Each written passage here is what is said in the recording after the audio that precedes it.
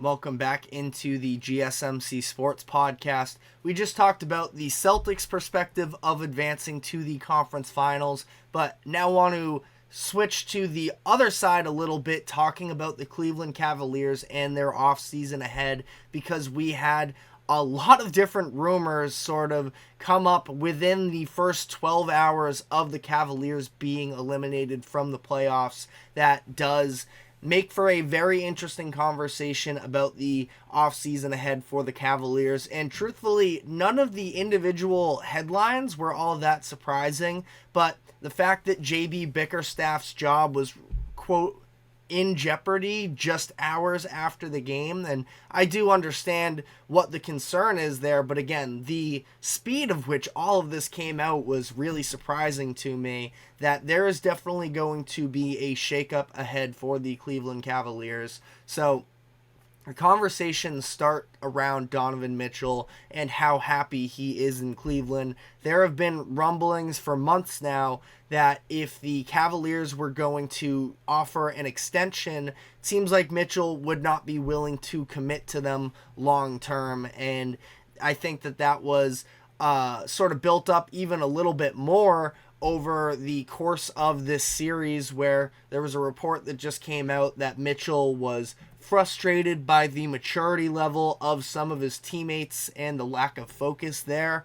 Now, and I thought that Mitchell, especially if you look back to Game 7 of the Orlando Magic series, I thought that Mitchell did a really good job of showing himself to be a leader. He sort of took on that extra role the way that he had Garland sort of under his wing, trying to build his confidence back up when he was really struggling. And unfortunately for the Cavaliers, we had glimpses of Darius Garland, especially in the second half of Game 4, where he was able to, produce some more. But even still, it was a very inefficient postseason here for Darius Garland. And I guess that for as much as it was nice to see Mitchell kind of be willing to be this leader on the team, it seems like he was frustrated with the extent that he had to go to be that leader. So that's not a great sign for them. And we already knew that there were going to be teams sort of lining up at the door to try and make some deals in order to bring in Donovan Mitchell. Brian Windhorst reported that the Lakers and Nets already have, quote, offers ready in order to bring him in.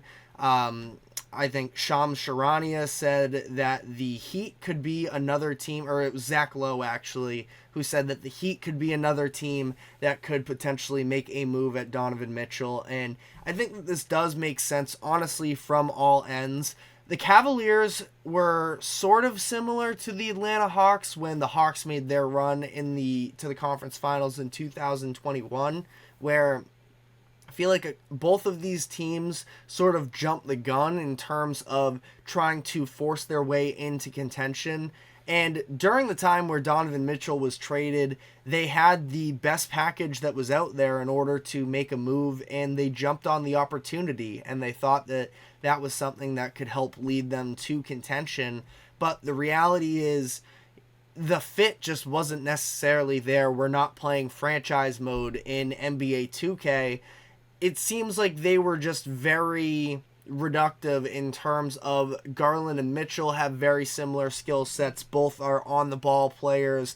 Allen and Mobley aren't a great fit with one another. Neither one of them necessarily great at spacing the floor. Both operate in the paint, and it just seems like it didn't necessarily make all that much sense. And now for the Cavaliers, if they're not willing to, or if Donovan Mitchell isn't willing to play ball with them and sign an extension, I think it only makes sense for them to make that move. And even if they do convince him to stay in Cleveland, it sounds like Darius Garland's camp is potentially looking to request a trade if Mitchell were to be re-signed. So it's kind of a mess there in Cleveland. Now, they still have all of these assets to make a bunch of different deals work, and I don't expect them to be, really much worse than they were this past season. I just think they are going to look different, and I feel like they sort of have to pick two of their players from Mitchell and Garland, one of them, Mobley and Allen, one of them, and sort of figure out how to make this thing work around the edges, because it just has not been a successful experiment up to this point. And a lot of people are sort of questioning JB Bickerstaff's ability to make this all work. I feel like it is a little bit unfair for JB Bickerstaff, and I'm not going to say that he's a bona fide star of a head coach, but I did think that the way that Cleveland battled in both games 4 and 5 with all of the injuries that occurred was pretty I think it was a good sign for him. And you look at the open market right now in terms of available head coaches, it's not like there is a ton of solidified options out there. So I personally believe JB Bickerstaff may have done enough to keep his job at least for the next year, see what this next iteration of the Cavaliers is going to look with, because I think that there were real flaws with the roster that they rolled out this past season. And again, I'm sure there are Cavaliers fans out there who have been watching more intently Bickerstaff's decisions throughout the course of the year, but I feel like, again, in this big moment, last year you can definitely point to him more so, and if that is, the decision. I'm curious what the front office looks like, because this is something we talked about yesterday as well in terms of the Atlanta Hawks and their decision to make the trade for DeJounte Murray. And now they're at a point where it is a new front office, so they don't have to, or new general manager at least, so they don't have to worry about, making sure that move looked okay, because the general manager who made that trade is already gone. So I am not 100% sure in terms of the Cavaliers if they have, it looks like he is still the same one. Mike Gansey is what I'm looking at here off of at least a quick Google search here, but seems that he's still there. Maybe he feels like he has to protect his job a little bit in terms of he made the Mitchell trade, it didn't work out, and he has to sort of point the finger at somebody else. But I feel like Bickerstaff deserves another chance, but definitely let me know in the comments section what your thoughts are. I don't feel extremely strongly one way or another, and we will see. Again, we had, reports coming out within an hour after the game wrapped up that Bickerstaff's job is, quote, in jeopardy. So we're going to have a decision shortly on that one. And for the Cavaliers as a whole here, I just feel like in general, we understand the individual talent levels of the four main players that they have on their roster, but I really struggle to see necessarily what was going to change if there was a coach. Like, you would have maybe liked to see. The reality is Donovan Mitchell was never going to change his game for the unprovens of the rest of the team. So it's if Darius Garland could end up being more of an off-the-ball player, but he was an ascending star when he was selected to his first All-Star team in 2021-22, and since then we have seen his numbers dip and his efficiency as well, because he just wasn't able to, somebody again who is typically used to having the ball in his own hands, he wasn't getting the types of opportunities he was expecting.